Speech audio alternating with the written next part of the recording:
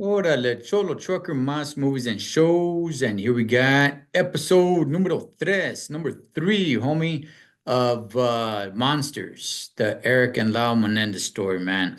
Okay, so this story got very uncomfortable, powerful at the same time. So this episode did not show the parents at all. And one thing I forgot to mention is that in the very first episode, it was revealed that Lyle was wearing a wig and Eric knew nothing about it. So in this one, basically, because of the mistress of the therapist doctor, the case is blown wide open, and Eric and Lyle get incarcerated, and they're, in LA County, homie, wearing the county blues. And I know there was something about that. But this was what, 1990?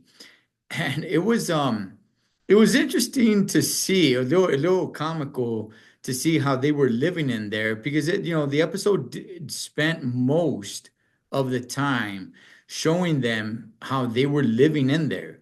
And Lyle continually making phone calls, trying to get information, trying to see what they can do, and him not being able to get dimes because payphones were dimes at that time, and everything that he was trying to do to get dimes so he could make his phone calls. While Eric, on the other hand, was struggling with eating, so he was just drinking a lot of milk, and at the same time, catching the attention of this black guy who Eric thought maybe was going to be out to kill him. In reality, what ended up turning out was that the black gentleman is a homosexual and liked Eric.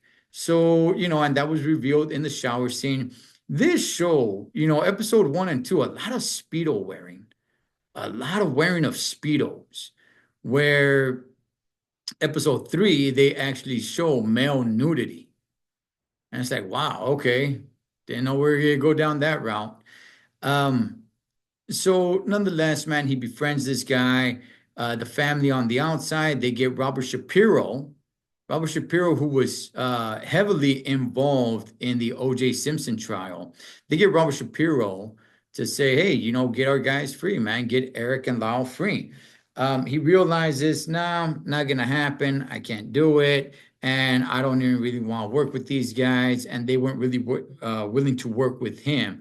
So this is the introduction of Leslie Abram, who takes on the case, at least for Eric, and she made that clear. And this is where they start opening up a little bit. This we start hearing a little bit about what was going on with the family, with abuse, with the father. Um, they allude to it a little bit, and basically that's how the show ends, talking about it. In the midst of all this, they separate Lyle and Eric, who are next door. I mean, they're neighbors. They're right next to each other in the cells. So they move Lyle to another cell block. So now they don't have that constant communication anymore. But this, I thought, was thus far the most powerful episode, because the conversation that Eric had with Leslie, at the end, the way the episode ended, him opening up. Now she hired another therapist, right? And that's where, she was able to find out because he took all the notes. He basically opened up that Lyle molested him, and he didn't blame Lyle for doing that because their dad molested Lyle. And when he was done molesting Lyle, he moved over and started molesting Eric. And just some of the graphic stuff, man, that was being said. Um, talking about the cinnamon, why he would put cinnamon in his father's, food and coffee and stuff. And it was, man, it was very graphic, but at the same time, very powerful because it made you somewhat feel for these guys, man. Because look, one thing that is standing out of this show as opposed to the rest. Again, I've only watched 3 episodes, but one thing that is standing out as of right now, at least for me, it's not really choosing sides. Everything that I've seen, the all the movies that they've made, the other show that they made, it seems to always be having some sort of bias. It's either, hey, they're rich, spoiled brats, and they killed their parents for their money and they're evil. Or it goes the other direction. Hey, these were scared little young men, little young boys, as they called them, who thought that their parents were going to kill them. And that's why it should have been self-defense. This one seems to capture, as it stands right now, that is, I've only seen 3 episodes. This one seems to capture actually both. I do see them a little bit as douchebags that are kind of rich and spoiled at the same time, painting their parents as, hey, you know what, they weren't really great people either. And the way this episode ended, I was like, wow, it was very powerful. The graphic details, like I was talking about, the cinnamon being put in the drink or on the father's food for the reason.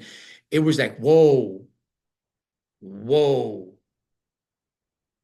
So we shall see, man, as this show continues. I mean, it's done. You guys could go ahead and binge watch it all, but I'm taking it episode by episode and just letting it marinate for a second or two before I watch the next episode. But man, this show, like I said, the difference that I see on this one is that both two things can be true at once. They could be rich, spoiled, bratty douchebags, a-holes, and at the same time, dad could be a molester that molested them, and mom could be this alcoholic, pill addicting, just complete mess of a woman.